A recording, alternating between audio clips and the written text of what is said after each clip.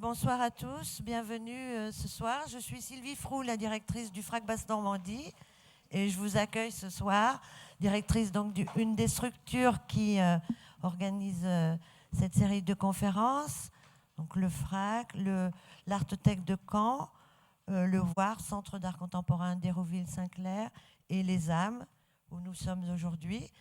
Donc merci beaucoup vous êtes si nombreux ce soir pour écouter Pascal Rousseau, qui va continuer cette découverte de l'abstraction avec des chemins pas tout à fait ordinaires, mais qui sont sans doute d'autant plus intéressants. Et aujourd'hui, je crois qu'ils passent par la danse et retrouveront sans doute quelques artistes de l'abstraction. Bonne soirée à tous.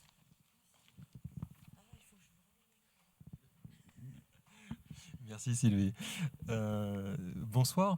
Donc, je rappelle juste peut-être le pitch de ce programme pour ceux qui éventuellement n'ont pas eu l'occasion de venir à la première séance d'ouverture. Donc, l'idée en fait est assez simple, c'est d'essayer de réfléchir sur les origines de l'art abstrait. Il y a plein de manières. J'ai essayé d'ailleurs d'en montrer quelques-unes, de les rappeler en tout cas dans la séance précédente. Et en gros, la réflexion serait la suivante, se dire que, en fait, dans ce qu'on appelle l'histoire de l'art abstrait, eh bien, l'histoire de l'art abstrait, c'est souvent recentré, pour ne pas dire exclusivement recentré sur l'histoire de la peinture abstraite. Le propos, en fait, de ce petit cycle de conférences, ce serait de s'interroger sur l'existence préalable d'une autre abstraction qui ne serait pas passée par la peinture, mais qui aurait d'abord, en fait, qui serait passée par d'autres formes. Donc, en gros, l'idée, ça serait de réfléchir sur une abstraction avant la peinture abstraite, hein, de dire que le public, hein, qui a été effectivement sacrément secoué en 1912 quand il a vu au Salon d'automne une œuvre comme celle-ci, Amorpha, fugue en deux couleurs de Kupka, avait effectivement de quoi être relativement surpris, mais après tout, pas tant que cela, dans la mesure où, et c'est ce que j'aimerais vous montrer au long de ce petit cycle, que d'autres formes et dans, j'ai envie de dire, des horizons différents, lui avaient déjà proposé peut-être des spectacles abstraits. Donc en gros, si vous voulez, l'hypothèse que j'essaie de vous proposer aujourd'hui et dans les fois à venir, ça serait de se dire que l'abstraction est peut-être née sur la scène avant d'être née sur la toile. Avant l'année 1912, que la dernière fois on a repéré comme vraiment une année historique, hein, pour l'émergence et l'émergence assumée d'une peinture abstraite présentée comme telle à un large public comme au Salon d'automne, donc ici Amorpha fugue en deux couleurs, eh bien peut-être que l'abstraction aura été d'abord vue justement sur des scènes au pluriel, que je vais essayer justement de traverser. Ce sera, on va le voir, des scènes autour de la musique, hein, et en particulier de la transcription visuelle de la musique. Une filière, vous allez le voir, assez importante au passage du siècle, qui rejoint toute une culture de la féerie visuelle qui est très très importante justement dans ce moment où les expositions universelles, en particulier la fascination pour les technologies électriques et autres, se développent. On va voir que se mettent en place, et pour un public extrêmement large, justement des propositions visuelles qui ont en définitive tout à voir avec la question de l'abstraction. Alors, j'évoquerai le théâtre, je terminerai par là, j'évoquerai le pré-cinéma et le cinéma, pour vous montrer d'ailleurs que le tout début du cinéma abstrait est directement contemporain de l'émergence de la peinture abstraite, mais qu'on peut voir en amont dans le pré-cinéma, dans l'archéologie, de les lanternes magiques et autres, quelque chose qui proposait au regard effectivement des spectacles purement abstraits. J'aimerais aujourd'hui donc ouvrir ce bal avec la scène chorégraphique, avec le modèle de la danse, pour vous montrer que la danse, au passage du siècle, et en particulier, vous allez le voir, à la fin du 19e, début 20e, une décennie en quelque sorte avant justement Amorpha fugue en deux couleurs, a proposé un regard, et un regard au large public, on va le voir, des formes plus ou moins abstraites. Alors, avant de regarder ce qui se passe sur la scène, je voulais juste faire un petit rappel sur l'importance que la danse en tant que thème, en tant que motif, a dans les tout débuts de l'abstraction. L'abstraction, j'en ai évoqué donc différentes sources. J'ai parlé de sources impressionnistes, d'art décoratif, l'ornemental, j'ai parlé de formalisme et autres. La danse pourrait être convoquée aussi comme un thème fédérateur manifeste pour les premiers grands pionniers de l'abstraction. Alors je pense qu'il faudra tout simplement, pour convoquer la présence ou l'arrière-plan de la danse derrière les premières toiles abstraites, convoquer aussi Amorpha Fugant de couleurs. Amorpha Fugant de couleurs, il y a 15 jours, je vous l'ai présenté comme possiblement en fait, une traduction graphique du son. J'ai parlé de l'acoustique, des méthodes de transcription graphique du son qu'on retrouve directement dans à la fois les études préparatoires et bien sûr la version finale, jusque dans le titre, Amorpha Fugue. Fugue rend compte évidemment de son arrière-plan musical, mais on sait aussi qu'à l'origine de ce tableau, il y a toute une étude sur la question du corps en mouvement, une étude sur en fait, la gestion justement d'une silhouette dans l'espace, la mémoire d'une silhouette dans l'espace en mouvement. On dit souvent, et c'est assez frappant dans les études préparatoires, que l'une des origines en fait, de réflexion de Amorpha serait cette petite toile fauve. Elle s'intitule « Jeune fille au ballon ». Et en gros, si vous voulez, on a une toile là, ici figurative, le thème du naturisme qui est très très présent chez Kupka, les couleurs qui jouent effectivement avec une sorte de fauvisme qui est très en place à cette époque-là. C'est une toile qui date de 1907, 8, et qui donnera à terme donc, ce type de réécriture probablement quelques années plus tard. Donc ce sont des esquisses, on le voit. Il reprend le motif, mais alors cette fois, on le voit bien, ce qui l'intéresse, c'est la question de la trajectoire du mouvement et autres, qui, bien sûr, doit s'inscrire dans l'intérêt que Kupka aura pu porter. Il n'est pas le seul, et futuristes aussi sont allés beaucoup dans ce sens, à l'intérêt qu'il a porté à la question de l'entre-deux du mouvement, à la chronophotographie, d'écrire l'ensemble des étapes du mouvement. Il y avait Étienne Jules Marais qui avait développé toute une technique avec son fusil chronophotographique pour essayer de déchiffrer en quelque sorte toutes les trajectoires donc d'un corps en mouvement dans l'espace. C'est ce qu'il reprend ici, donc on le voit de manière... alors 1908, vous le voyez bien, Kupka ici probablement antidate ces esquisses. Il y a fort à parier que c'est à partir d'un motif de 1908, le tableau, donc la jeune fille au ballon, qu'il a repris ça, mais on peut dater probablement ces esquisses de 1911. Voici donc à peu près le déroulé, on le voit, des essais de couleurs, on voit très très bien comment se met en place à terme une vision beaucoup plus abstraite. C'est donc une sorte de trajectoire, une sorte de chorégraphie. Une écriture du mouvement, c'est une manière d'interpréter donc aussi Amorpha Fugant de couleurs. Il se trouve que de nombreuses pistes, une fois de plus, pourraient nous permettre de lire Amorpha dans ce sens. J'ai ramené ici, donc, parmi bien d'autres iconographies d'ordre scientifique, des études de trajectoire, de course lente et autres, où l'on voit bien ces systèmes d'arabesque qui n'est autre que la retranscription donc, synthétique d'un tracé en quelque sorte linéaire du mouvement. Et puis une iconographie qui circule aussi, j'y reviendrai, là je l'emprunte à un ouvrage de 1900 qui s'appelle « La musique, les gestes et le sentiment » d'un certain Albert de Rochat, je reparlerai de lui, vous allez voir tout à l'heure. C'est une danseuse, c'est une photo assez particulière qui serait censée en fait capturer la trajectoire, j'ai envie de dire, fluidique du corps de la danseuse en mouvement. Alors là, ce que l'on voit ici est décrit dans l'ouvrage.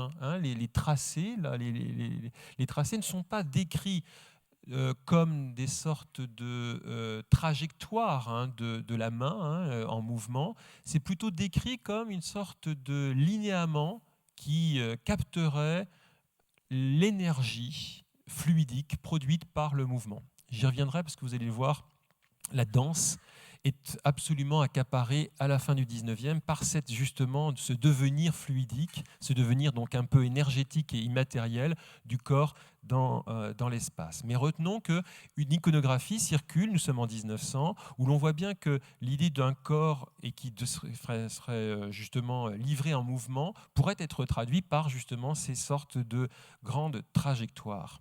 Alors on les retrouve, j'ai ramené ici un peu d'iconographie, mais très très vite futuriste, on les retrouve dans vraiment l'iconographie futuriste des années 10, 11, 12. Voici Giacomo Balla, qui est un des grands artistes futuristes, et l'on voit très très bien que l'idée du dynamisme d'un corps humain est perçue à travers justement cette idée d'une succession, en quelque sorte, de lignes trajectoires, ce qu'ils appellent les lignes forces.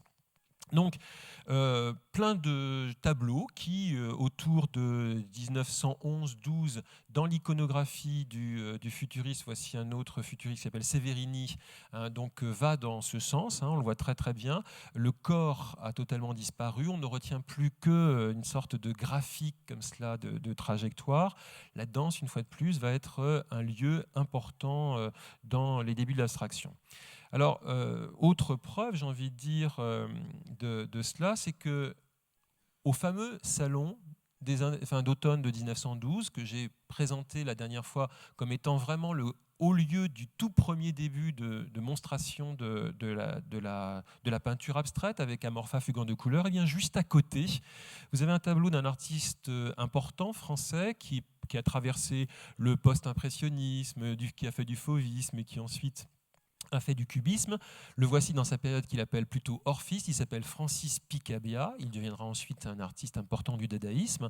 Et donc, voici le tableau qu'il présente aux côtés d'Amorpha fugant de couleurs. C'est-à-dire que les deux grandes toiles, puisque ce sont des grands formats, hein, ce sont des morceaux de bravoure qui sont présentés donc, au salon, des grands formats pour le salon. Donc, on reste dans une sorte d'art de la convenance, sauf que, effectivement, la peinture là elle est moins convenante parce que c'est une peinture radicalement abstraite. Hein. Il n'y a ici plus aucun indice qui nous permet de se référer à un paysage, à une nature morte, à un portrait, comme on le retrouve encore même dans le cubisme plus traditionnel d'un Glaise, d'un Metzinger à cette époque-là. Picabia ici, avec Danse à la source, nous donne un indice quand même par le titre. Il semblerait que ce tableau en fait soit une sorte de décomposition kaléidoscopique d'un corps en mouvement ou deux corps en mouvement dans l'espace. Une danse dont il nous dit qu'elle lui rappelle des danses qu'il a vues en Espagne, à Séville et autres. Donc les deux grands tableaux qui sont présentés au Salon d'automne, les deux premiers grands tableaux offerts au public abstrait, sont deux tableaux qui ont en définitive quelque chose à voir avec la danse. Voici un autre tableau de la même période, 1913, Catch as Catch Can de Picabia, qui est à la fois qui raconte une danse aussi. J'ai envie de dire que la plupart des tableaux majeurs de Picabia qui le font traverser l'abstraction, et en particulier celui-ci qui est un des grands des pièces majeures de la collection du Centre Pompidou. C'est une œuvre monumentale, elle fait plus de 3 mètres, presque 4 d'ailleurs, sur 4. Et elle s'intitule Udni, Udni qui est un titre déjà un peu ésotérique, dont on s'est demandé pendant très longtemps qu'est-ce qu'il voulait nous dire. Alors unidimensionnel, ondine, il y a eu pas mal d'hypothèses. La dernière qui avait été proposée par Arnaud Pierre est celle en fait d'un simple petit anagramme sur Udine. Jean d'Udine était en fait un théoricien des relations entre les couleurs, les sons, mais c'était aussi le grand représentant de Jacques Dalcroze à Paris, l'école dalcrozienne. Je ne sais pas si ce terme vous résonne aujourd'hui, c'est un petit peu oublié. Dalcroze était le grand théoricien de la pratique de danse rythmique. On appelait ça la danse rythmique pour les enfants. C'était tout un apprentissage sur une sorte de musique intérieure qui a eu beaucoup j'ai envie de dire, de succès au début du XXe siècle. Donc Jean d'Udine, en fait, la référence ici, c'est Udine. Udine, donc le rythme, la rythmique, c'est la danse. Et en fait, quand il nous parle de ce tableau qu'il aurait réalisé en fait à la suite de son voyage aux États-Unis, il raconte comment en fait ce tableau n'est autre que le portrait de la danseuse Napiewskowska. Napiewskowska qui était une danseuse assez, j'ai envie de dire, assez populaire, mais surtout assez frondeuse à cette époque-là, puisque ça a été, à ma connaissance, je crois, la première à danser nue sur une scène. Alors, il se trouve que Napiewskowska était sur le bateau qui a mené Picabia vers New York, et donc Udny en fait serait une sorte de recomposition mémorielle de justement la danse très érotique de Napiewskowska sur le pont du bateau. Donc Udny, une fois de plus, si on regarde tous les tableaux de Picabia, un grand peintre important dans cette histoire de l'abstraction, même s'il va la quitter assez vite avec le dadaïsme, mais à cette époque-là, c'est-à-dire en 12-13, il est vraiment une des grandes figures, somme toute, de la sortie du cubisme vers l'abstraction. Tous ces tableaux sont entièrement liés à la question de la représentation justement abstraite du mouvement et donc de la danse. Donc la danse, on le voit bien, est quand même très très présente. Je voudrais juste prendre un autre exemple avec une petite esquisse ici, Magic City en fait. C'était un bal populaire, c'était l'équivalent d'un Luna Park installé en plein cœur de Paris. Il était connu notamment par les artistes pour son bal. Et donc Sonia Delaunay, je suis désolé de la repro, elle est très très mauvaise. La voici en robe simultanée. Elle confectionnait elle-même une robe en patchwork pour aller danser, en particulier le tango, au bal Bullier, et ça donne ce type d'œuvre. Voici une œuvre de Sonia Delaunay de 1913 qui s'appelle le bal Bullier. Et l'on voit très très bien en fait comment ce patchwork de couleurs, avec tout ce jeu de volutes, on le voit bien, de grandes dynamiques d'arabesque comme cela, est une représentation des corps en mouvement dans l'électricité du bal électrique, vêtu qui plus est de tous ces robes prismatiques, puisque non seulement elle portait elle-même sa robe simultanée, mais elle confectionnait des petits gilets pour son mari Robert Delaunay, mais aussi pour les peintres amis Arthur Cravant, Baranov-Rossini, qui arrivaient tous avec des superbes petits gilets et dansaient. Et donc, en fait, une œuvre comme celle-ci, on le voit, ce n'est pas simplement une orchestration de couleurs sur une surface en un certain nombre assemblé, c'est aussi donc censé être la représentation de la danse, du mouvement, du vertige, bien sûr. Hein, le vertige qui est perçu par justement le danseur. Et les danseurs sont les artistes eux-mêmes. Hein. Je vous ai présenté Sonia en danseuse tout à l'heure. Ce n'est pas pour rien. Je pense que ce tableau-là est censé précisément raconter le vertige optique que l'on a quand on est dans l'expérience même de la danse. Alors, visuellement, j'ai envie de dire formellement, ce type d'iconographie se retrouve dans pas mal de toiles de cette époque-là, en particulier dans la mouvance évidemment futuriste. Je vous présente ici le dynamisme d'un corps humain de Boccioni, qui est en fait un dynamisme probablement de danseur. Et puis d'autres versions dans la même mouvance, on voit très coloriste, hein, c'est une sorte de kaléidoscope comme cela, de couleurs, des patchworks comme cela qui s'assemblent de manière très dynamique.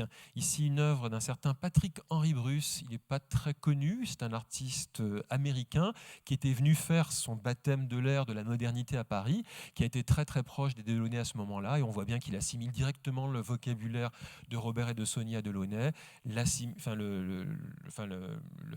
l'ingurgite de manière un petit peu plus géométrique, et ça nous donne ce type d'œuvre qui est censé porter d'ailleurs le même titre, bal Bullier. Il les accompagne au bal Bullier. C'est donc à nouveau une foule de danseurs dans une salle de bal.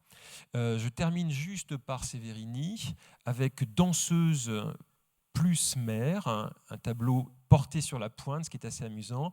Et moi, ce qui m'intéresse, bien sûr, c'est une fois de plus, à nouveau, ce même type de vocabulaire, grand arc-en-ciel, en quelque sorte, de toute la gamme du spectre, avec ces formes en volute qui jouent sur, on le voit bien, des sortes de voiles comme cela. Hein, c'est la valse, bien sûr, et des corps et des jupons, en quelque sorte. Alors, on l'a compris, il y a effectivement, dans les débuts de l'abstraction de cette époque-là, un enjeu autour de la représentation de la danse. Ce que je voudrais vous montrer, c'est que cet enjeu a trouvé bien sûr des modèles préalables, et en particulier donc sur justement la scène du passage du siècle. Alors je vais m'arrêter principalement sur l'exemple qui me paraît être le plus lié, bien sûr, à cette iconographie abstraite qui associe les futuristes, Delaunay, Patrick-Henri Bruce et autres, jusqu'à même Picabia, on peut le dire. C'est-à-dire en fait vraiment une sorte de mouvement en vortex comme cela, porté par des couleurs. Le grand modèle de tout cela, c'est l'égérie de la danse au passage du siècle, l'égérie art nouveau de la danse, on peut le dire, et elle s'appelle Loie Fuller. Alors Loie Fuller, je voudrais m'arrêter sur son cas parce que, vous allez le voir, quand on y regarde un peu plus près, le spectacle qui est donné est un spectacle qui joue précisément une stratégie de recouvrement, et en particulier de recouvrement du corps, j'y reviendrai. Et ces stratégies, je voudrais vous montrer qu'elle a très très vite été interprétée comme étant justement une sorte de démonstration de l'abstraction du corps dans la danse. Loie Fuller, en fait, est devenue très très vite une égérie des Folies Bergères, donc a rencontré un très vaste public. En 1900, elle a elle-même, ce qui n'est pas rien, un propre pavillon pour elle dans l'enceinte de l'exposition universelle, qui est construit par un architecte, Henri Sauvage, qui lui fait une sorte de cocon art nouveau, ce qui est tout à fait fascinant. Et donc, je vous rappelle, l'exposition universelle de Paris, c'est plus de 50 millions de visiteurs. Donc, je ne dis pas que les 50 millions de visiteurs soient passés dans l'enceinte du pavillon de Loie Fuller, mais on peut imaginer quand même que beaucoup de monde a vu. Beaucoup de monde a vu dans l'enceinte de l'exposition universelle, mais aussi bien sûr dans tous les spectacles. Tous les spectacles qu'elle faisait ou tous les spectacles qu'on a fait pour elle, puisqu'elle est devenue tellement populaire qu'il y a eu énormément d'imitatrices qui se faisaient appeler plus ou moins Loie, qui prenaient un autre prénom, ou il y a eu un nombre considérable d'imitatrices de Loie Fuller, parce qu'elle était devenue un véritable phénomène en quelque sorte public. Alors, Loie Fuller, ce qui m'intéresse dans son cas, vous le voyez bien, c'est qu'elle est à la croisée à la fois d'une danse qui est vraiment tout public, qui a vraiment rencontré un très très large public, mais aussi qui a beaucoup fasciné les artistes, l'avant-garde, les littéraires, les écrivains, et on pourrait commencer par un des plus grands bien sûr de cette époque-là, un des plus abstraits aussi d'ailleurs, Mallarmé. Mallarmé, on ne l'attendrait peut-être pas là, si vous voulez, a écrit un magnifique texte sur Loie Fuller. Et je voudrais partir de ce texte de Mallarmé sur Loie Fuller pour justement vous montrer que les images, effectivement, qui nous sont données dans ce spectacle, de la danse serpentine, on va le voir, la fameuse danse papillon et autres, sont des images qui sont effectivement déjà abstraites, mais il n'y a pas que cela. Ce n'est pas simplement que des images abstraites, c'est que la manière dont c'est perçu, et je vais vous faire une hypothèse, vous le verrez, la manière dont c'est interprété ou perçu par le public, vous allez le voir, est une manière qui déjà est perçue comme très abstraite. Quand Mallarmé parle de Loie Fuller, quand il est allé voir un spectacle d'elle donc aux Folies Bergères, il parle de ce jupon et autres. Il parle surtout en fait d'une expression directe d'idées. Il parle d'expression directe d'idées, ce qui est quand même assez curieux parce qu'on n'y penserait pas. On se dit tiens, c'est un corps, elle arrive sur scène, il y a des dispositifs de lumière et autres. Et puis pourquoi l'idée vient-elle dans cette histoire? Qu'est-ce qu'elle a à voir à faire avec cette histoire? Je vais essayer de vous montrer que l'intuition, la très belle intuition qu'a Mallarmé de parler d'une expression directe de l'idée dans le vocabulaire de la danse de Loie Fuller, peut s'interpréter par tout un imaginaire auquel on va rattacher en fait Loie Fuller à cette époque-là. Alors, Loie Fuller, je vous donne quelques images pour la resituer. À peu près, l'image est un petit peu déformée, mais c'est pas grave. Je pense que là, il y a une sorte de il me semble que l'image est écrasée un petit peu. Je ne sais pas si on peut rétablir cela. Alors, le principe, je vous le rappelle, elle arrive sur scène vêtue d'une grande robe, une sorte de grand drap en quelque sorte, blanc. Et ce drap, en fait, est supporté en particulier par des extensions de ses bras, des extensions en bambou, qui lui permettent d'avoir une énorme envergure et donc de jouer ce fameux papillon, la fameuse danse papillon ou danse serpentine. Donc voici, j'ai envie de dire, une iconographie caractéristique. On la retrouve d'ailleurs jusque aussi dans les affiches. Cette affiche-là, d'ailleurs, est légèrement un peu trompeuse parce qu'on voit bien que c'est une affiche de Chéret. Il reproduit en fait le corps de son idéal type. Chéret, l'affichiste, avait créé une sorte d'archétype féminin, on appelait ça la chérette, et donc la voici, c'est-à-dire en fait une jeune femme un peu allègre et autre, ce qui n'était pas complètement le cas de Loie Fuller. Loie Fuller n'était pas du tout le canon idéal de la sylphide, de la petite danseuse d'opéra. Elle était au contraire assez en bon en point, j'ai envie de dire. Et donc, tout son travail, en quelque sorte, scénographique, consiste précisément à éluder la présence de ce corps. D'où, on va le voir d'ailleurs, dans l'image qu'elle va faire circuler, toutes les photos, elles seront nombreuses quand même d'elle, puisqu'elle était devenue vraiment à nouveau une star à l'époque. C'est à peu près toujours la même chose, c'est-à-dire une sorte de petit corps angélique, une sorte de tête qui émerge de deux grandes ailes, comme ça un peu. On voit très très bien qu'il y a une esthétique ici de l'ange, une esthétique de l'angélisme, une tête comme cela, purement pensante, qui se dégage dans des sortes de nuages comme cela, qui s'animent, qui ressemblent à une mer souvent aussi. La présence de la mer ici est assez présente. Donc, une sorte de corps qui précisément n'en aurait plus. Alors, ça correspond, j'ai envie de dire, aussi à l'esprit de l'époque, le symbolisme à cette époque-là, qui a beaucoup à voir avec le développement de l'Art nouveau, et cultive énormément cette idée d'un corps qui, justement, échapperait à la force gravitationnelle, deviendrait une sorte de pur esprit, pour revenir dans la caverne de Platon, en quelque sorte. Comment cette dématérialisation du corps se traduit-elle concrètement? Par quel type d'artifice? Alors, je vous rappelle le principe, c'est qu'elle avait donc des projecteurs de différents types de couleurs avec des prismes qui étaient soit installés latéralement, on le voit ici, soit sur le devant de la scène, soit même d'ailleurs, puisqu'elle avait déposé des brevets à cette époque-là, sur le plancher même de la scène, donc des faisceaux qu'elle traversait avec son drapé et donc avec différents types de lumière, on la voyait en fait traversée par toute une gamme de couleurs. J'y reviendrai, vous allez le voir parce que c'est très important.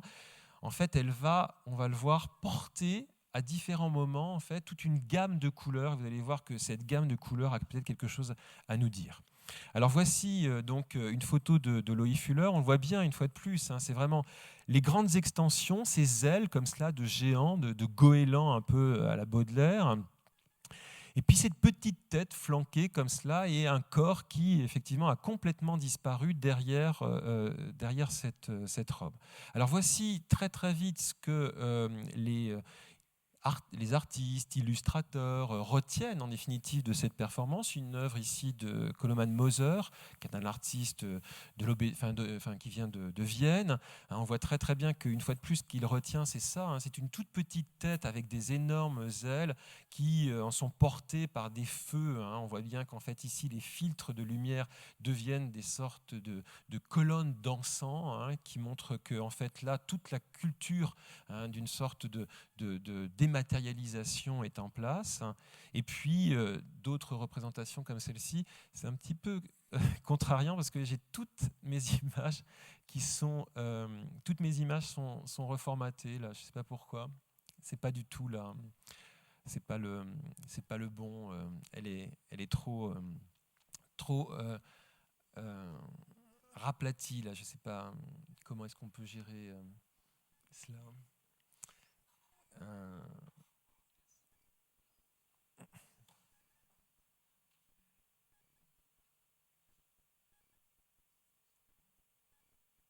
non,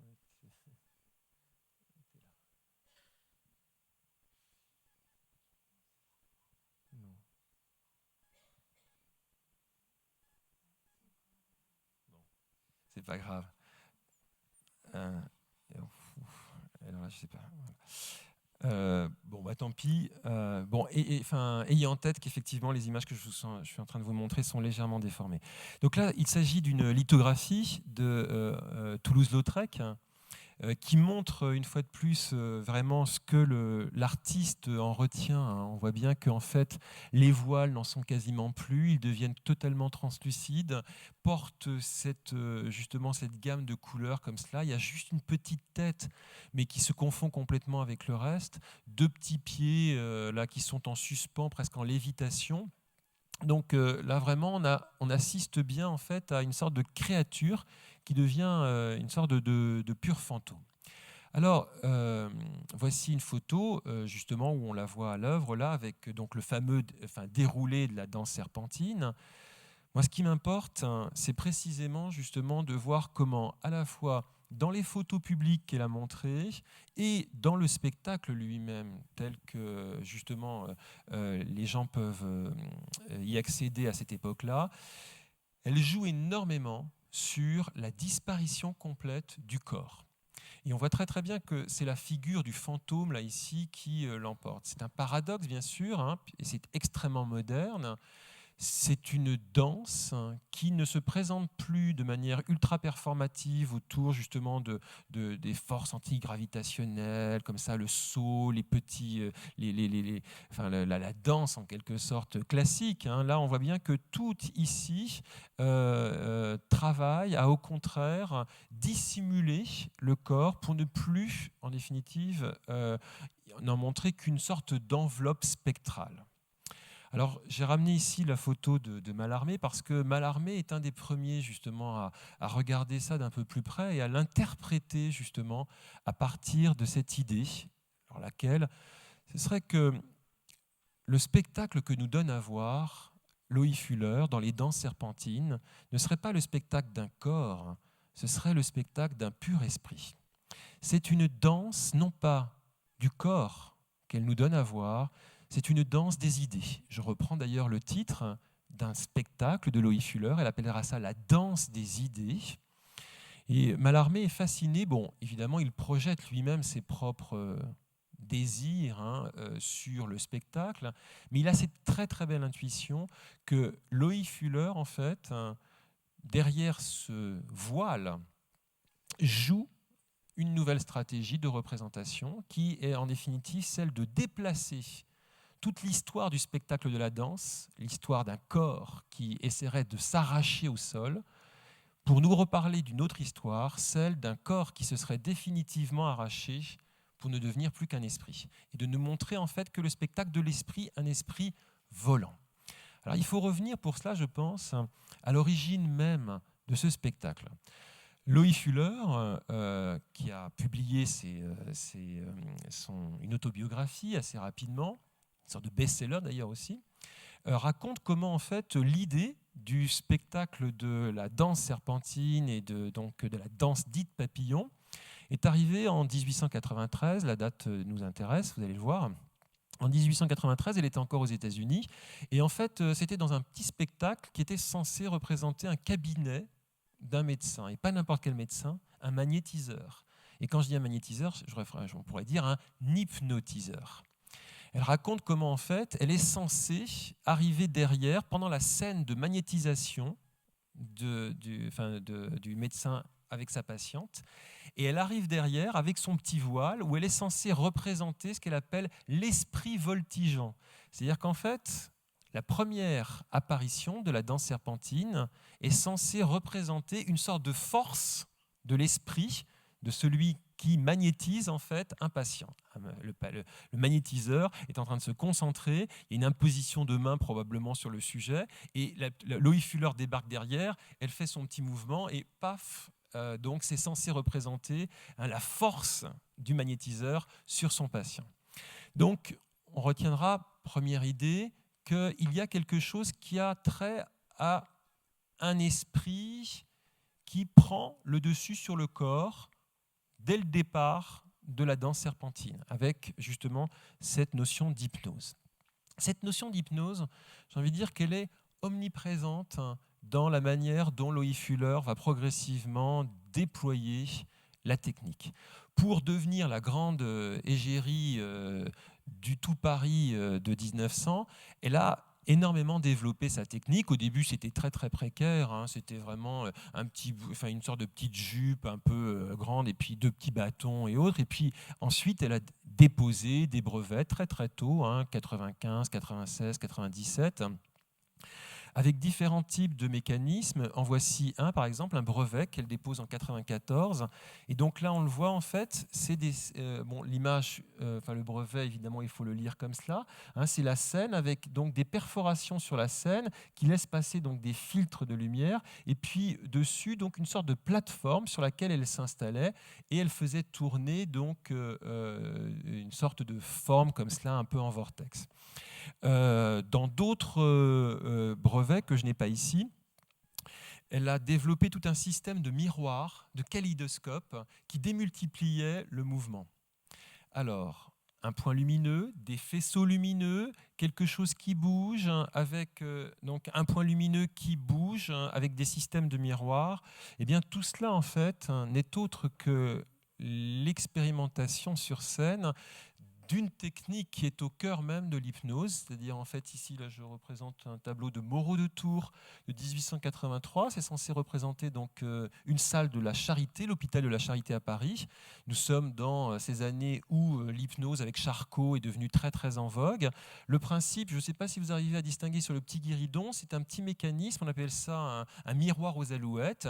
Donc c'est un petit mécanisme avec des petits miroirs pivotants, avec souvent d'ailleurs un faisceau lumineux, et donc on demande au sujet, des sujets hystériques donc très suggestionnables, de fixer l'objet, tout cela tourne et ça les induit donc dans des états de demi-conscience et autres. C'est une des techniques. Donc le petit miroir pivotant et autres, ou la fixation du point lumineux. Voici une photographie empruntée à l'iconographie de la Salpêtrière. Donc là, nous sommes avec Charcot et autres. Qu'est-ce qu'on fait? Il y a une sorte d'étincelle lumineuse que l'on fait fixer à un sujet qui tombe immédiatement en catalepsie. C'était une des techniques, une fois de plus, pour essayer à la fois de guérir les symptômes de l'hystérie par l'hypnose. L'hypnose étant d'ailleurs lui-même un symptôme, à l'époque, selon Charcot, de l'hystérie. Donc, fixation d'un point lumineux, petit système de miroitement et autres, on voit bien qu'en définitive, Loïe Fuller redéploie de manière assez stratégique. Elle nous raconte comment l'invention de la danse serpentine est née dans un spectacle qui racontait une scène d'hypnose. Eh bien, j'ai envie de dire que toute sa technique ensuite va élaborer un vrai dispositif hyper performant pour hypnotiser littéralement le spectateur, voire même d'ailleurs elle-même s'hypnotiser. Elle raconte comment elle-même, quand elle tourne évidemment, elle rentre dans une forme de transe qui participe complètement, bien évidemment, de la libération aussi mentale de son corps. Donc voici Loïe Fuller dans une sorte de pose comme cela en déesse grecque. Je voulais juste la mettre en dialogue justement avec d'autres danseuses de cette époque-là.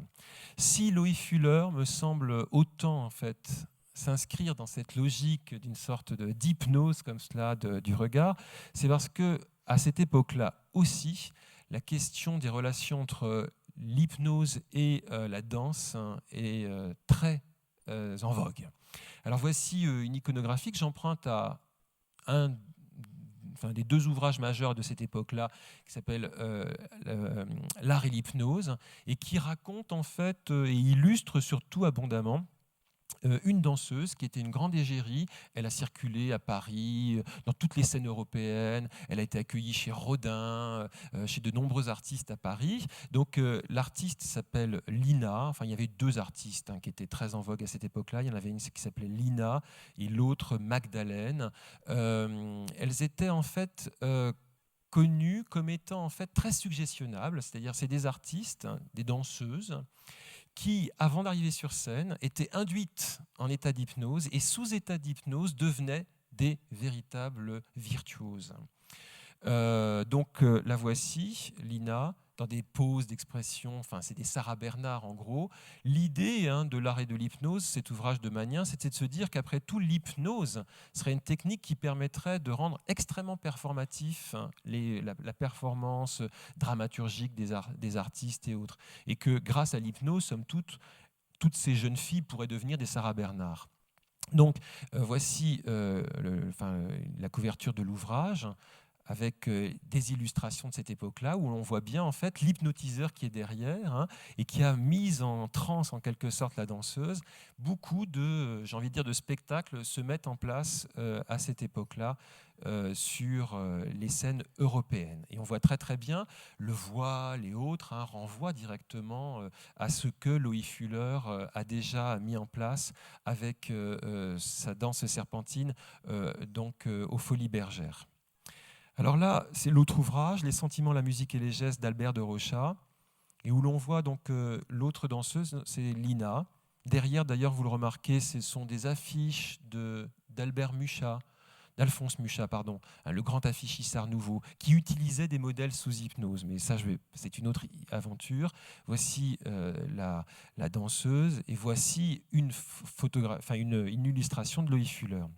Je trouve que les coïncidences sont assez frappantes et on voit très très bien que, j'ai envie de dire, le spectateur des Folies Bergères, quand il va voir Loïc Fuller, va voir à la fois une hypnotiseuse, une magnétiseuse, mais aussi un fantôme.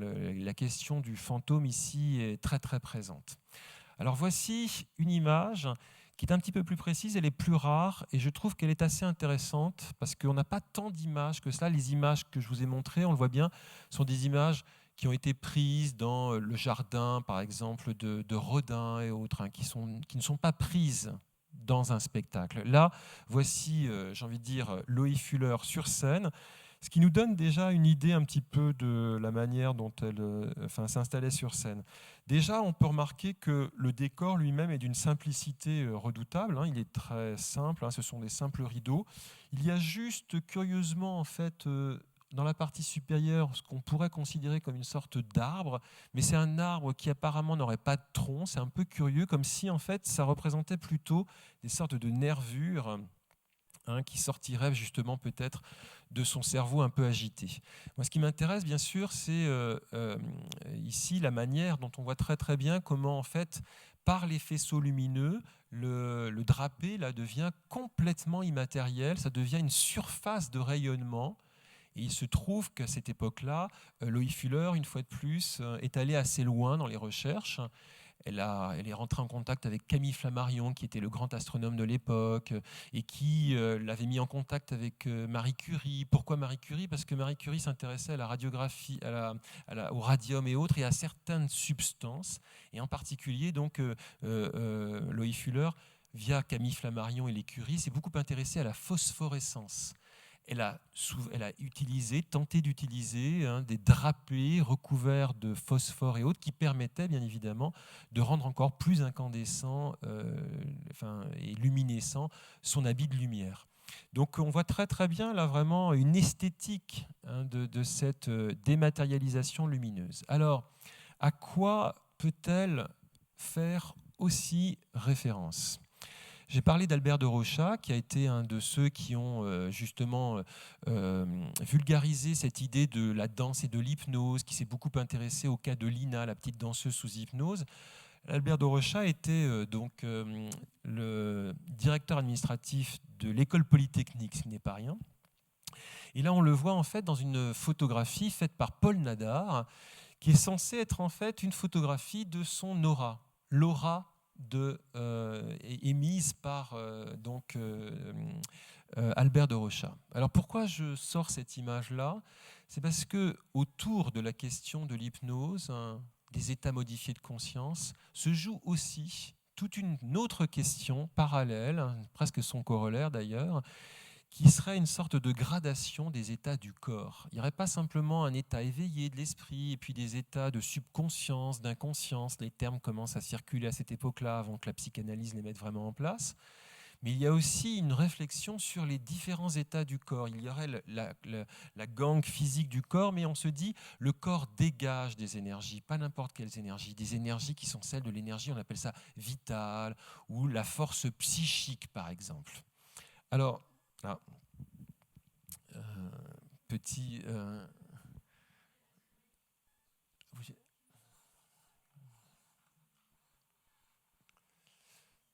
les fantômes sont...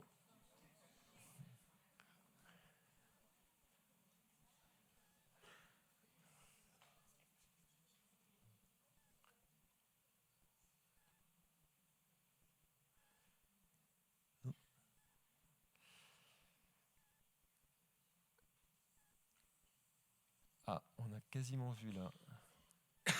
Voilà, le spectre réapparaît.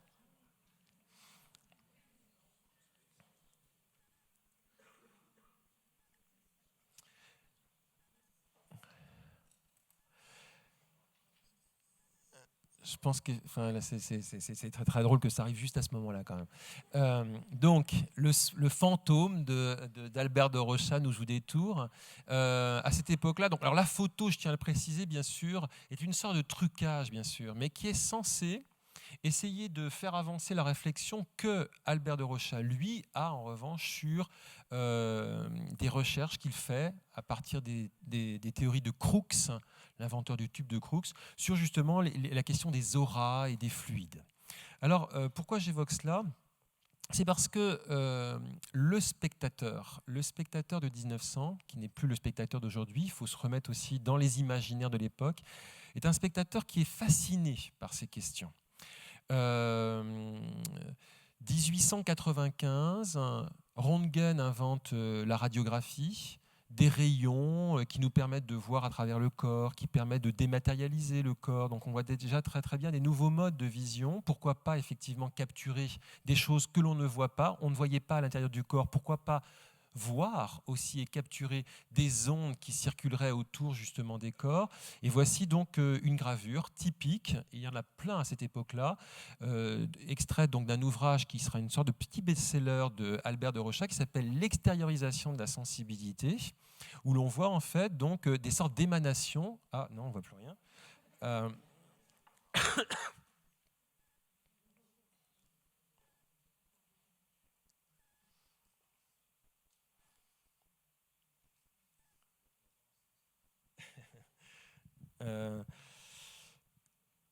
Enfin, en gros, si vous voulez, en attendant l'image, vous allez le voir. L'idée, c'est donc la diffusion abondante d'images et d'imaginaire aussi d'ailleurs, sur des formes fluidiques de corps, ce qu'on appelle le corps astral par exemple à cette époque-là. Donc ici donc une gravure extraite donc de ce traité, l'extériorisation de la sensibilité, qui est un traité de 1893 et qui est donc directement contemporain de l'invention en quelque sorte de la danse serpentine. Voici donc d'autres extraits. On voit bien hein, des orifices, en quelque sorte, sortent des émanations. On appelle ça différemment la force neuronique, la force biolique, la force biologique ou la force psychique. C'est la force psychique, vous allez le voir, qui va m'intéresser. Donc, voici une autre iconographie, une autre représentation de Loïc Fuller. Et on voit très très bien hein, que les photographies qu'elle diffuse sont des photographies qui cultivent beaucoup cette esthétique du fluide comme cela qui sort d'un corps. Elle est comme ça, toujours cette petite tête pensante qui produit de son corps une sorte de fluide qui va venir en quelque sorte inonder justement la scène. Et quand on y regarde un peu plus près, eh bien, j'ai envie de dire que ça va même assez précisément en fait, dans l'iconographie. Là, je reprends donc une des versions, et peut-être une des plus abstraites donc, de Henri de Toulouse-Lautrec sur la Loïc Fuller. Cette lithographie donc, coloriée m'intéresse parce que là, on le voit bien, elle privilégie beaucoup le rouge et le bleu. Or, il se trouve que quand on regarde l'iconographie de ces traités, il y avait des polarisations. La droite, par exemple, était plutôt un rayonnement bleu, alors que la gauche était un rayonnement rouge, ou vice-versa, peu importe. Idem pour les mains. On voit bien des systèmes de polarisation, de fluide, et avec, on le voit bien, une couleur bleu-rouge. Eh bien, la façon dont on peut interpréter, vous le voyez bien, ce corps qui se dématérialise, c'est aussi ça. Alors, pour vous dire combien, en fait, à cette époque-là, ces expériences faisaient parler d'elles et autres, et puis par quel type d'imaginaire cela passe, je voudrais juste vous donner, par exemple, un exemple de l'ouvrage d'Albert de Rochas sur l'extériorisation de la sensibilité. L'expérience qu'il mène, en fait, est la suivante. C'est toujours avec des gens mis sous hypnose, ça nous intéresse, on retrouve toujours l'hypnose au départ de tout cela. On plonge un sujet dans un état de suggestion hypnotique. On lui fait tremper son doigt dans un verre d'eau. On prend le verre d'eau, on va le placer dans une pièce adjacente. Donc le sujet ne sait pas où va le verre. Et dans la pièce adjacente, on va prendre une aiguille, on va plonger une aiguille dans l'eau. Et il se trouve que le sujet va ressentir la piqûre la piqûre de l'aiguille. Alors c'est une expérience qui, selon, pour vous donner à peu près l'esprit, qui selon Albert de Rochas, en fait, expliquerait cette question de ce qu'il appelle l'extériorisation de la sensibilité. Qu'est-ce que ça veut dire ? Ça veut dire que quand on est dans un état qui serait un état autre, un état second, quand on est dans un état d'hypnose, la particularité, c'est que notre champ de sensibilité s'étendrait. Notre sensibilité ne serait plus liée simplement à notre derme, à notre enveloppe corporelle. Au contraire, notre enveloppe corporelle viendrait se répandre dans l'espace. D'où, vous voyez bien, en fait, qu'est-ce qui se passe quand on introduit la piqûre à distance, le sujet sensible ressent en quelque sorte la piqûre. Eh bien, Loïc Fuller part, on le voit, son idée de la danse serpentine joue doublement, en fait, à fond, tout cet univers, j'ai envie de dire, tout cet imaginaire. Premier imaginaire, on l'a vu, l'idée que le petit papillon ressemble à ce qu'elle appelle l'esprit voltigeant, un petit esprit ailé comme cela, c'est la force psychique qui vient se répandre sur le sujet. Ça, c'est l'hypnose, très bien. Mais on voit bien qu'aussi l'idée d'étendre son champ corporel. L'idée qu'avec l'extension de ces bâtons de bambou, en fait, sa main va littéralement, en fait, se propulser vers l'extérieur et on le voit bien, va devenir un grand champ d'envergure, est une autre manière, et bien évidemment, de nous parler de quoi ? Elle est elle-même un dispositif d'hypnose. Elle se met sous hypnose, elle est sous transe et comme elle est sous transe, elle produit de la sensibilité vers l'extérieur et en fait son grand voile n'est autre que la visualisation, bien évidemment, de l'extension de sa sensibilité. Donc c'est une manière, on le voit, de pouvoir interpréter aussi ces choses-là. Alors vous allez me dire, mais bon, Albert de Rochas, l'extériorisation de la sensibilité, qui avait accès à cela ? Est-ce que tout le public qui va voir Loïc Fuller est au fait de tout cela ? Probablement pas. Est-ce qu'il regarde ça ? Non. Mais en revanche, pas mal d'artistes, et on peut se dire que quelqu'un comme Henri de Toulouse-Lautrec, qui tournait beaucoup autour du chat noir et autres, où circulaient beaucoup de gens qui étaient très très liés au milieu justement des sciences psychiques et autres, eh bien étaient eux très au fait de cela. Et en fait, évidemment, on regardait cela. Et Mallarmé, quand il parle de Loïc Fuller comme une sorte d'esprit comme cela qui se répand dans l'espace et autres, reprend complètement ce type de vocabulaire. Donc, on se dit, tiens, c'est intéressant, c'est une danse qui devient de plus en plus abstraite, où le corps devient totalement évanescent, il n'y a plus qu'une sorte de petite tête comme cela qui circule dans un espace, et autour de cet espace, des ondes lumineuses qui sont censées représenter justement cette sorte d'extension mentale, de fluide comme ça psychique. Donc, première interprétation, on peut se dire, c'est effectivement perçu à cette époque-là comme une sorte de petite danse de l'extériorisation de la sensibilité. Deuxième, et c'est son corollaire, on va le voir, deuxième type de, j'ai envie de dire, d'iconographie auquel on peut rattacher le spectacle de Loïc Fuller, ou l'iconographie matérielle de Loïc Fuller à cette époque-là, c'est la question précisément de la matérialisation des esprits. Alors il y a eu une première vogue de photospirit dans les années 1870, qui a été souvent ridiculisée, mais il se trouve qu'au passage du siècle, dans les années 1890, 1900 encore, on y croit assez dur comme fer. Pour certains, en tout cas, ils veulent y croire, la possibilité de pouvoir capturer par la photographie, rendre vraiment tangible l'émanation de forces psychiques qui seraient soit à la fois des aïeux qui réapparaîtraient, mais aussi des esprits qui s'incarneraient comme ça autour de nous sous des formes de fantômes comme cela très étranges. Donc voici une des nombreuses iconographies qu'on retrouve à l'époque sur cette tentative de photographie de l'esprit, que je voulais mettre en dialogue bien sûr avec l'iconographie et l'imaginaire visuel avec lequel joue beaucoup Loïc Fuller. Voici une image de Loïc Fuller et on voit très très bien que là elle joue vraiment au fantôme. C'est Ghostbusters là, sur la scène. Vraiment, elle arrive avec la lumière en contre-plongée qui vient en quelque sorte spectraliser son corps avec un petit visage comme cela dans la pénombre. Et puis la façon dont elle avance même joue beaucoup à ce jeu de fantasmagorie, à toute cette iconographie des fantômes. Voici un tableau de Gérôme, qui est un peintre de l'époque et qui a essayé de retranscrire, c'est assez curieux comme iconographie, Loïc Fuller. Donc là, on ne la voit plus du tout avec ses voiles, on la voit simplement donc, avec un drapé, mais on voit bien en revanche tout le jeu sur le faisceau lumineux qui vient du sol. On voit très très bien qu'on joue là entre le zombie, la somnambule et le fantôme. C'est un esprit en quelque sorte, un pur esprit qui se balade sur la scène. Alors j'ai ramené une iconographie de l'époque pour vous montrer qu'à cette époque-là, les purs esprits, ce qu'on appelle les matérialisations de l'esprit ou des esprits, sont toujours en place. Et ce qui pourrait paraître totalement farfelu à cette époque-là était plus ambigu qu'on y pense. Alors, par exemple, Crookes, j'ai parlé de Crookes tout à l'heure, Crookes qui a été très décisif dans l'invention même de la radiographie, je vous rappelle, puisque la radiographie, ça passe par un tube de Crookes.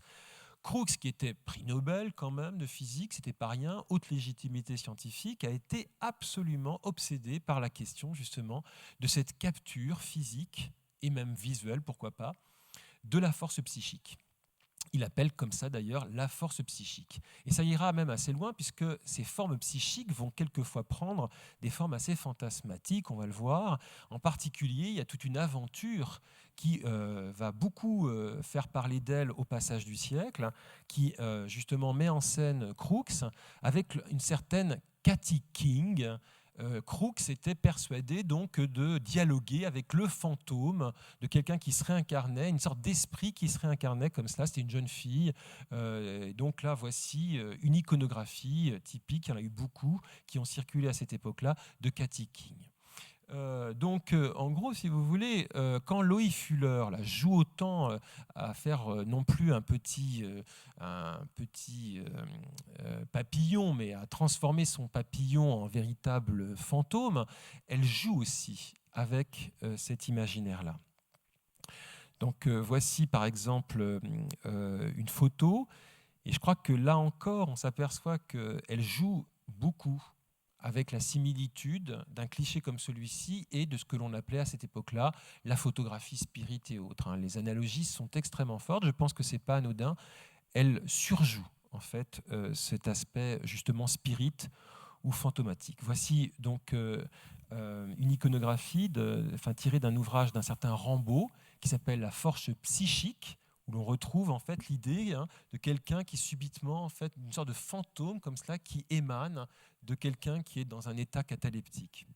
Alors, pourquoi j'évoque cela? C'est parce que Loïc Fuller, me semble-t-il, n'est pas simplement qu'une matérialisation de l'esprit, un fantôme qui renvoie à toute cet imaginaire de la capture des esprits de l'époque. Elle est aussi, et c'est une autre hypothèse que je voudrais vous faire, qui va encore plus, je pense, dans l'idée de ce que je vous montre, c'est pas mon corps, c'est mon esprit voltigeant.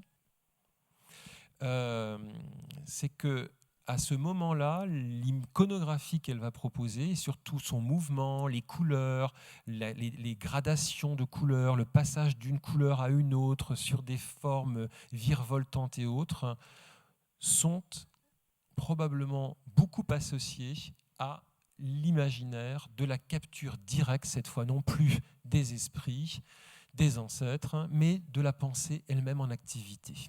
Alors je voudrais faire ce rapprochement parce que vous allez le voir que ça nous permet de comprendre aussi d'où vient notre amie Loie Fuller. Loie Fuller en fait est une américaine et elle a été très marquée manifestement dans sa famille par des courants qu'on va appeler des courants du début du New Age. Alors, ça prend plusieurs termes à cette époque-là, je ne vais pas beaucoup insister, mais il y en a un, on appelle ça la Christian Science. C'est une sorte de mélange entre l'héritage chrétien, judéo-chrétien et des sciences ou parasciences. Et en particulier, donc, j'ai ramené ici Prentice Mulford, qui a été un justement, représentant d'un des courants et dont Loie Fuller était proche, qu'on appelait la New Thought. La New Thought, c'est quoi? C'est un courant qui était censé être un courant de régénération, de formation en fait à la volonté et autres. On est vraiment là dans l'esprit très très puritain de l'Église. C'est les débuts de la scientologie en gros. C'est l'Église qui va vous rendre plus performant, bien évidemment, va vous permettre en particulier de développer vos capacités volitives, votre puissance de l'esprit sur le corps et autres. Donc il y a beaucoup de petites sectes qui se mettent en place à cette époque-là, dans des milieux justement un peu néo-protestants et autres, et en particulier donc le courant de la New Thought. Alors pourquoi je parle de la New Thought? Parce que ces gens sont obsédés par l'idée que l'on peut effectivement agir par la pensée sur le corps, et en particulier par la pensée sur la maladie, par exemple. C'est la fameuse méthode Coué, tous les jours je vais de mieux en mieux et autres. Nous avons notre français. Eh bien, Prentice Mulford était en quelque sorte le devancier de Coué. Prentice Mulford était obsédé par l'idée que la pensée était une forme. La pensée était matérielle. La pensée n'est pas quelque chose d'immatériel, d'impondérable. Au contraire, la pensée a un substrat matériel. Et c'est parce que c'est matériel que ça peut avoir un impact sur le corps et autres. Pourquoi j'évoque cela? Parce qu'avec Atkinson, c'est un autre personnage de ce courant, ils vont avoir beaucoup d'influence sur toutes les petites méthodes qui se développent à l'époque pour comment réussir dans les affaires et autres. Toutes les méthodes Coué qui seront des best-sellers à cette époque-là, des petits manuels de volonté, et qui ont en fait énormément nourri l'imaginaire de Loie Fuller quand elle arrive à Paris. Et donc, elle arrive à Paris avec cette idée que son corps, qui est un petit peu matériel, on peut le dire, parce que c'est pas la petite, vous voyez bien, c'est pas la petite danseuse allègre, c'est un vrai corps. Eh bien, son corps est d'abord effectivement un esprit. Et tout son travail consiste en fait à spiritualiser son corps par le voile, la dématérialisation, et à en faire une sorte de visualisation même de l'esprit qui pense. Alors pour cela, je voudrais juste faire un petit détour par justement quelque chose qui nous permettra d'expliquer aussi la manière dont les spectateurs de l'époque regardent aussi ces petits spectacles de lucioles de couleurs qui se baladent dans l'espace. J'ai parlé des rayons X tout à l'heure. On va voir à l'intérieur du corps, pourquoi pas voir à l'intérieur de la pensée.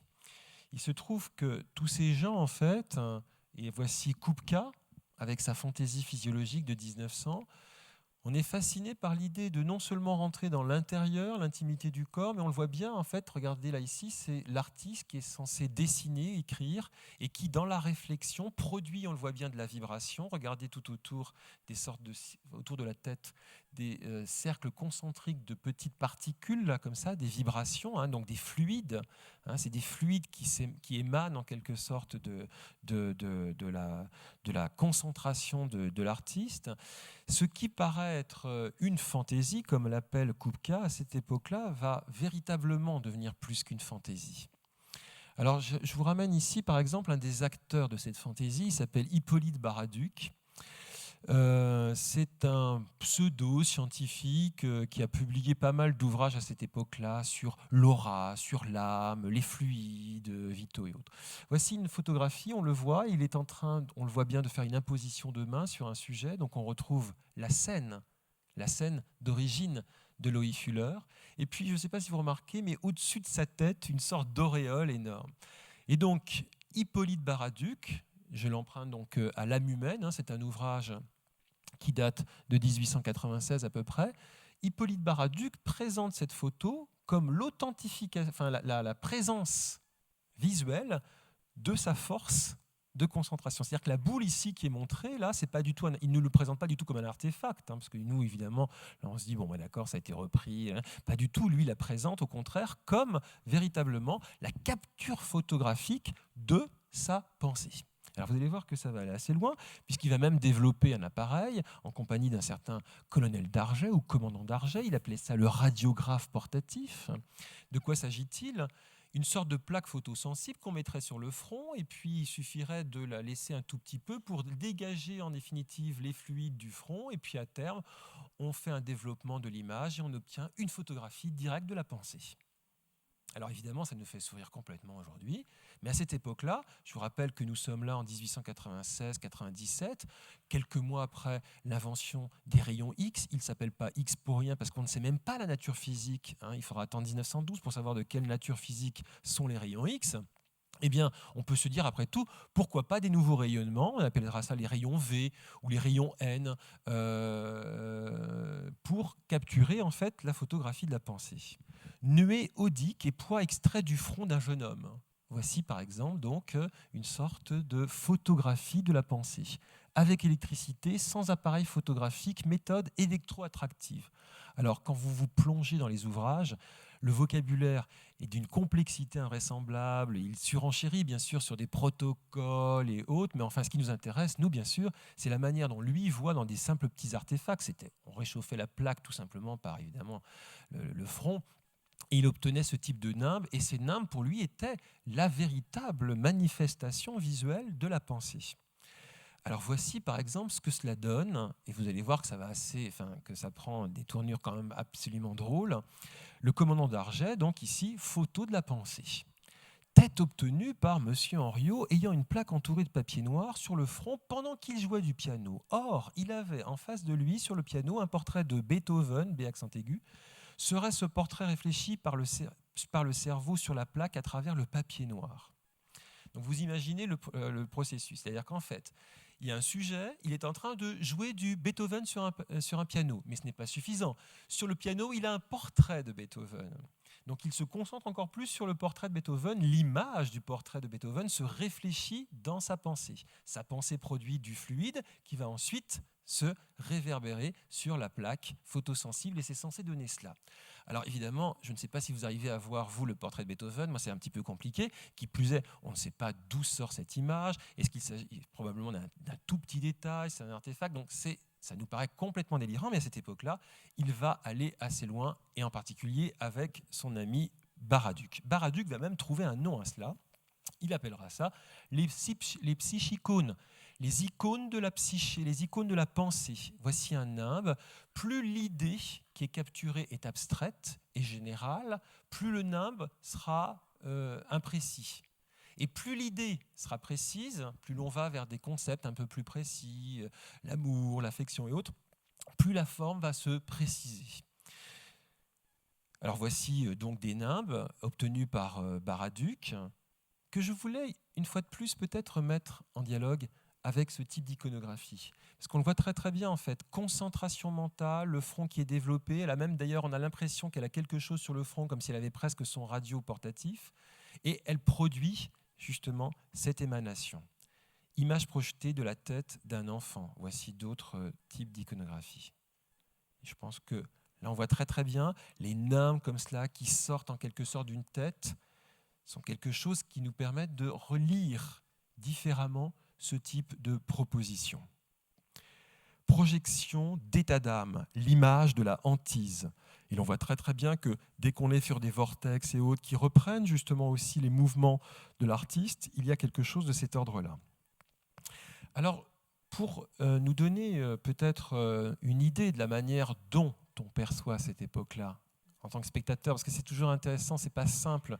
Il y a eu de nombreuses descriptions, mais somme toute, on ne sait pas très bien à quel type de spectacle on avait affaire, qu'est-ce que l'on voyait, qu'est-ce que l'on retenait de cela.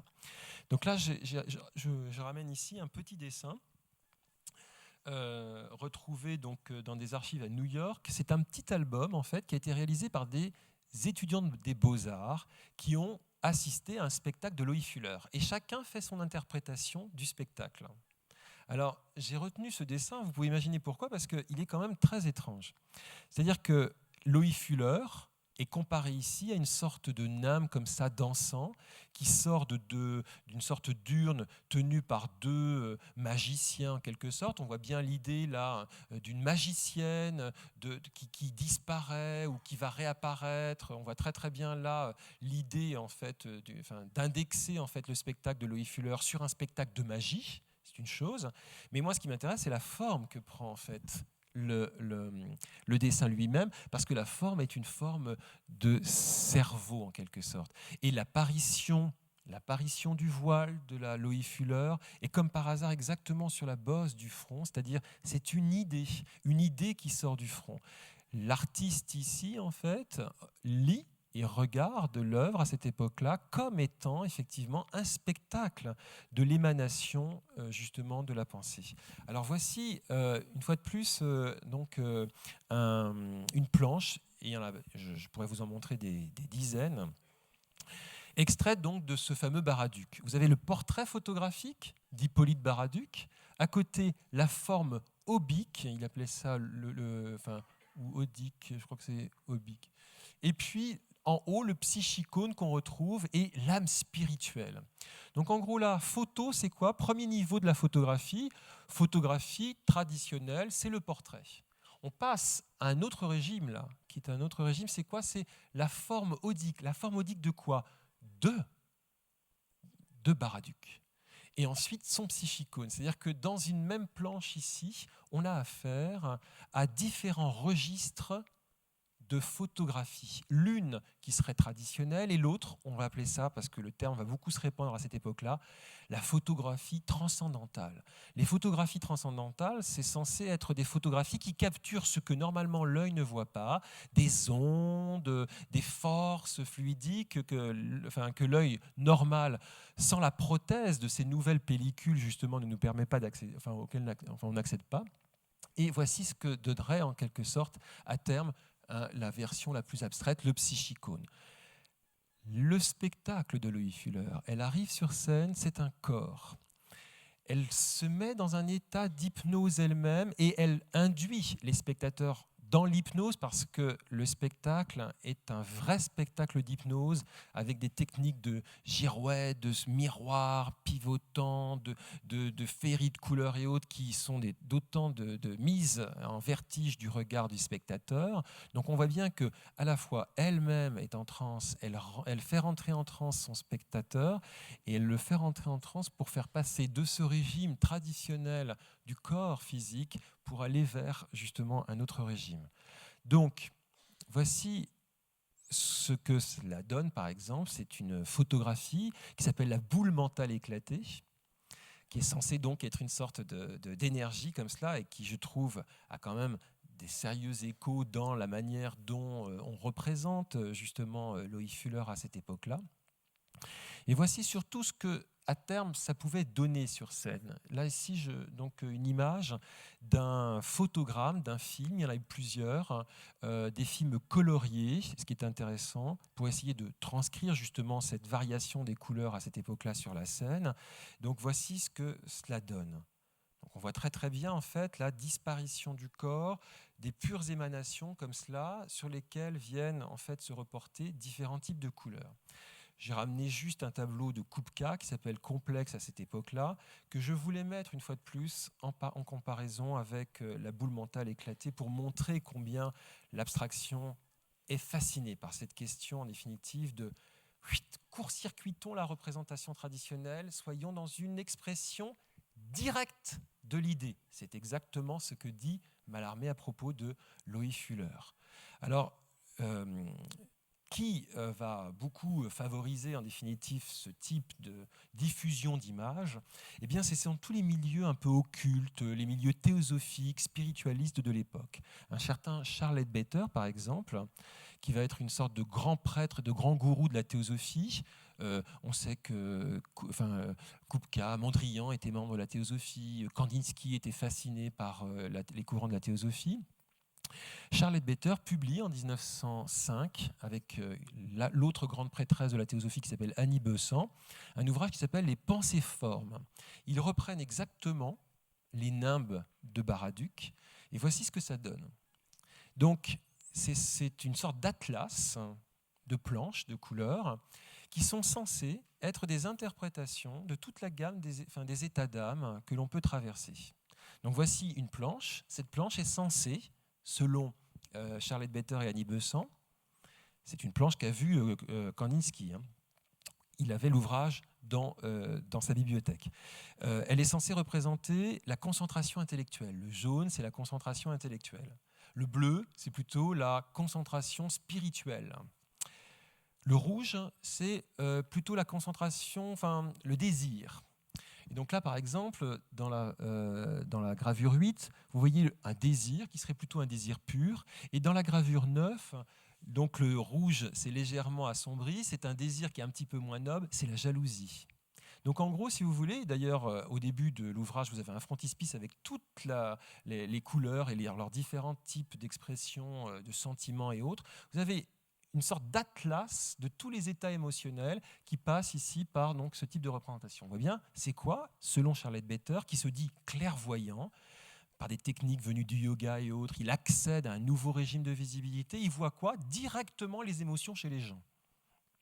Donc en fait, quand il voit émaner en fait, d'eux des sortes de petits disques de couleurs et autres. Pourquoi j'évoque cela? C'est parce que dans, une fois de plus, les débuts de l'abstraction, eh bien, on peut se dire que tout cela aura quand même eu un écho direct. Alors je vous présente ici une œuvre de Kandinsky qui est importante parce qu'elle date de 12. Elle s'appelle Femme à Moscou et elle est vraiment... elle est, j'ai envie de dire, à la transition de ce qui deviendra l'abstraction de Kandinsky. Donc, quand on y regarde un peu plus près, c'est évidemment encore une peinture figurative. Il y a des silhouettes, j'ai un paysage, Moscou et autres, mais on voit bien que là déjà, la scène est un tout petit peu étrange. Les yeux du sujet sont des yeux vides, comme des yeux de somnambule, avec un guéridon qui ressemble à s'y méprendre à un guéridon de spiritisme. Et puis, on le voit bien surtout là dans la composition des formes qui sont très étranges. Une forme rouge, là ici, une forme noire. La forme rouge, c'est à terme, effectivement, les pensées-formes. C'est-à-dire qu'un an plus tard, il fait une œuvre comme celle-ci, peinte sur verre, et on voit très très bien que les pensées-formes de Charles Leadbeater sont entièrement en fait ici mobilisées. Ce tableau-là, c'est quoi? C'est un IRM, c'est-à-dire en fait une sorte de paysage mental qui représente tous les états conflictuels que l'artiste a traversés pour aller vers la réalisation de ce tableau. Des sentiments de jalousie qui se sont mêlés de tendances spirituelles et puis rabattus par un désir charnel et puis plutôt intellectuel. Et on voit bien qu'en fait un tableau comme celui-ci, qui est une orchestration de couleurs pures, avec quelques graphismes comme ça qui renvoient aussi à une sorte d'écriture comme ça, de très convulsive, un peu médiumnique de l'esprit, comme ça, ce tableau-là n'est autre que en fait une représentation directe de la pensée. Ce que Kandinsky ici nous donne à voir dans ces tableaux-là, en fait, eh bien, j'ai envie de dire que Loïc Fuller l'a déjà proposé. Et en fait, quand le spectateur sur scène assiste justement à ce déployer de couleurs, de nimbes comme cela, qui viennent se greffer dans des sortes de petits nuages, de vagues en quelque sorte informes, et qui passent d'une couleur à une autre avec tout un jeu comme cela d'opérateurs qui sont sur les côtés ou aux faces ou sous la scène et qui vont produire un passage qui va nous permettre de passer d'un rouge plutôt clair à un rouge plutôt sombre ou d'éclaircir le rouge, de passer vers du jaune et de passer vers du bleu. Ce n'est quoi d'autre que, en définitive, on le voit bien, la traversée par la transe par le corps en mouvement, de tous ces états émotionnels qui sont donnés à voir. Donc en gros, si vous voulez, je pense qu'on peut se dire qu'un spectateur des Folies Bergères, ou peut-être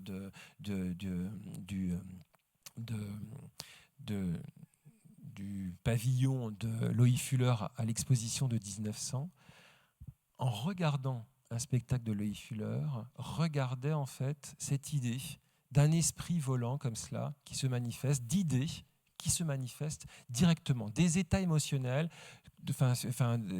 qu'on l'on traverserait dans ce spectacle.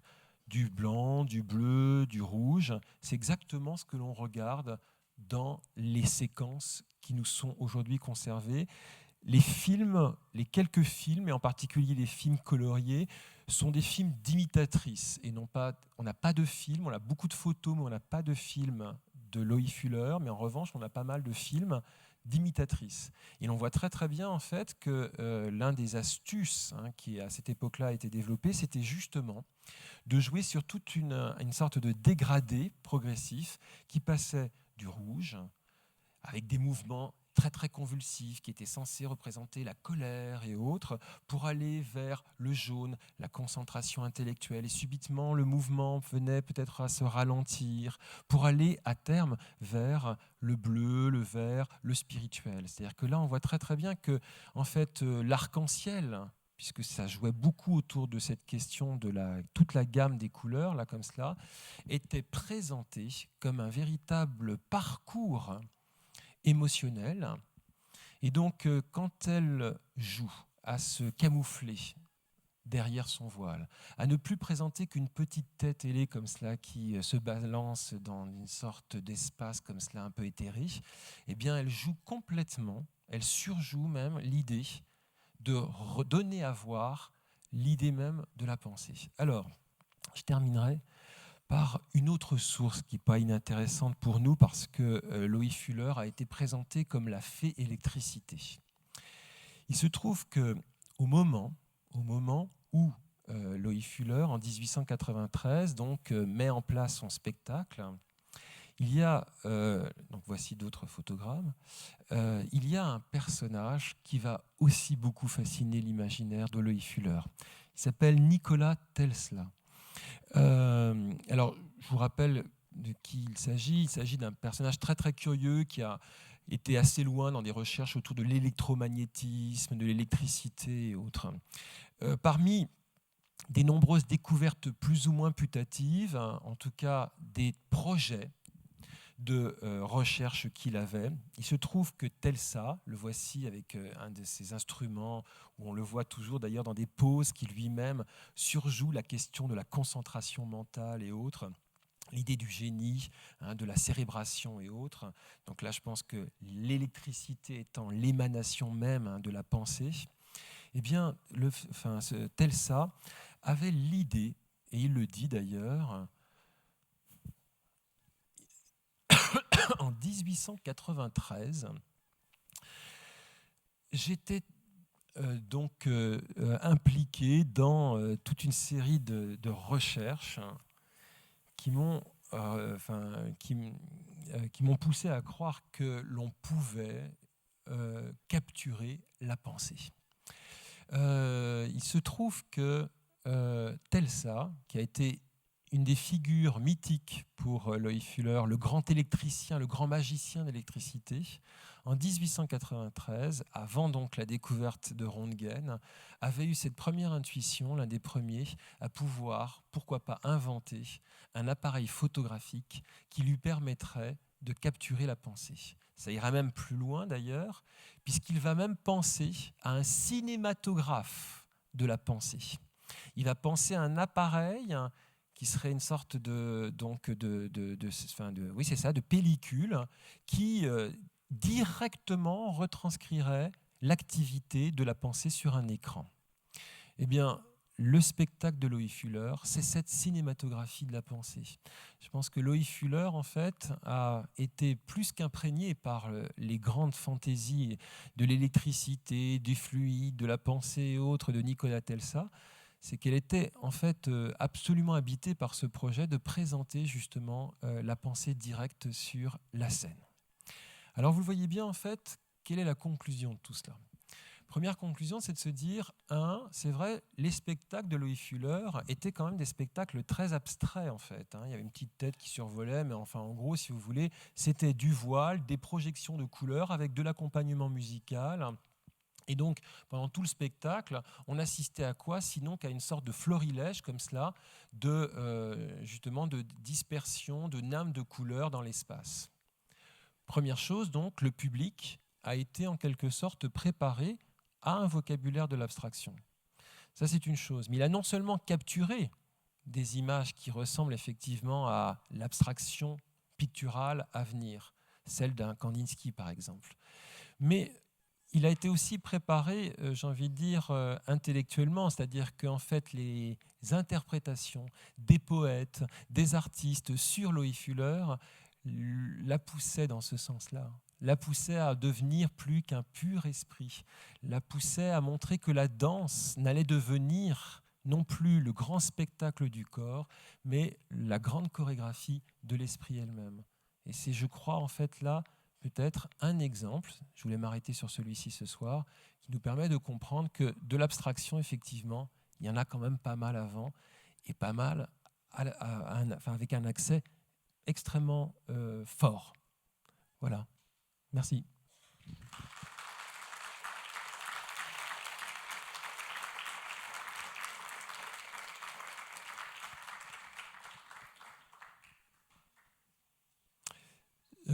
J'ai été très bavard. Je m'étais dit que je réduirais peut-être parce que j'ai toujours l'obstacle du train. Rappelez-vous, la dernière fois, je suis désolé, je me retrouve dans la même situation. Je dois reprendre le train de 20h13.